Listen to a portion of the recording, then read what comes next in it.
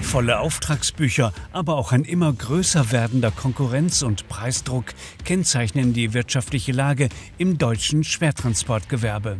Dass es immer schwieriger wird, Großraum- und Schwertransporte zuverlässig zu kalkulieren, liegt unter anderem an der anhaltend hohen Zahl von Baustellen auf den Autobahnen und behördlichen Einschränkungen.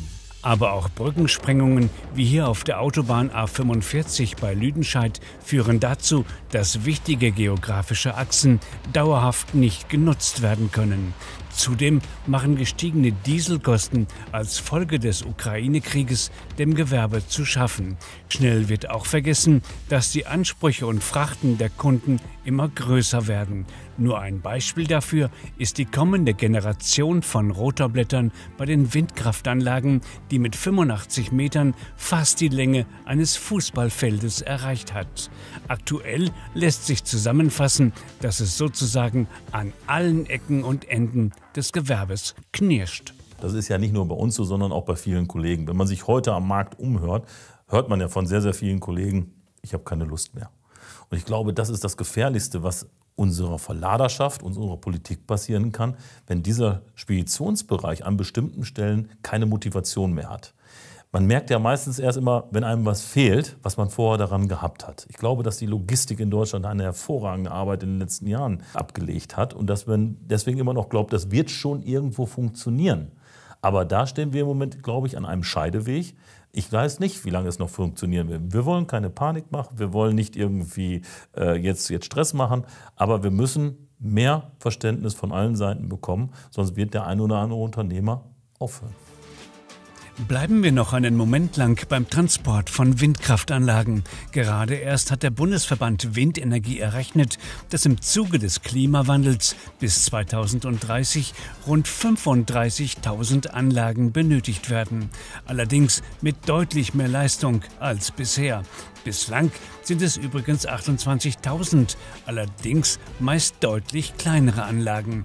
Wie die vielen Transporte geschafft werden sollen, ist Gegenstand politischer Diskussionen, aber ohne die Schwertransportbranche schlichtweg unmöglich. Denn die deutlich größeren Anlagen wollen und müssen transportiert werden. Wir müssen diese Energiewende nach vorne treiben. Das steht da völlig außer Frage.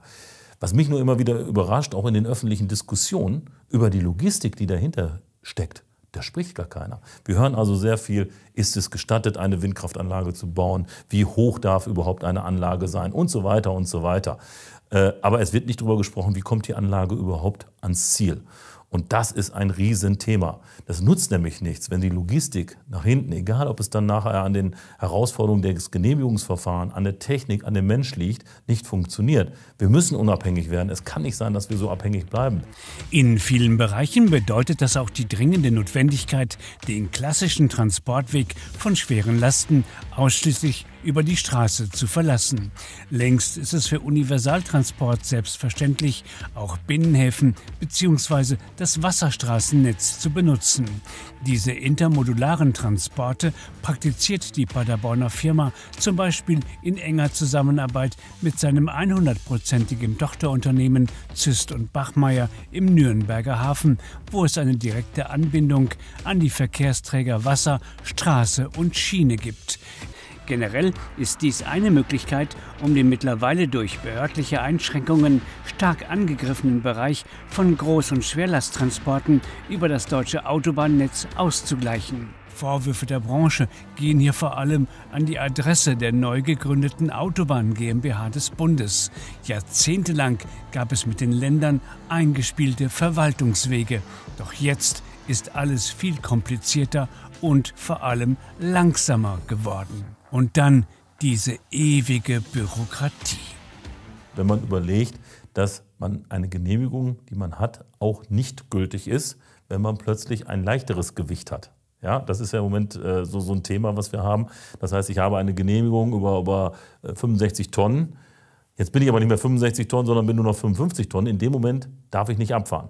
Und das ist ja alleine schon, wenn man das so erklärt, oder eine Breite. Ich bin plötzlich schmaler. Ja, aber meine Genehmigung ist in dem Moment nicht gültig. Das sind so Sachen, wo wir sagen, ein theoretischer Ansatz, der überhaupt nicht praktikabel und völlig unlogisch ist. Das sind so Dinge, die gehören abgeschafft. Auch da weiß ich, dass da viele Gespräche schon laufen, aber es muss auch jetzt schnell passieren.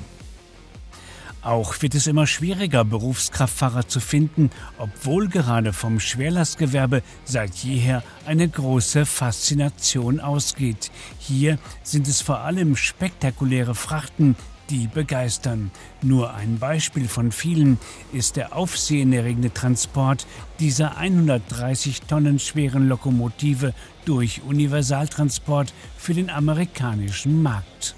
Adrian Barnert, selbst Dachdecker mit Lkw-Führerschein, hat von seinen Eltern quasi die Begleitung dieses spektakulären Schwertransportes geschenkt bekommen. Eine ganze Nacht lang war er dabei und ist in jedem Fall schwer beeindruckt. Ich habe auch gerade viel erzählt bekommen.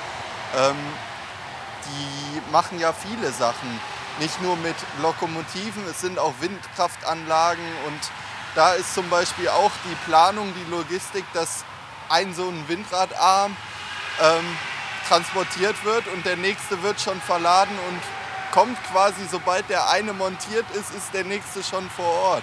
Und das sind alles so Sachen, das ist enorm. Doch mit dem Staunen alleine besetzt man keine Arbeitsplätze. Auch im Großraum- und Schwertransportgewerbe haben die Löhne angezogen. Und die Bezahlung ist ein wichtiges Instrument, Mitarbeiter dauerhaft zu halten und zusätzlich zu motivieren.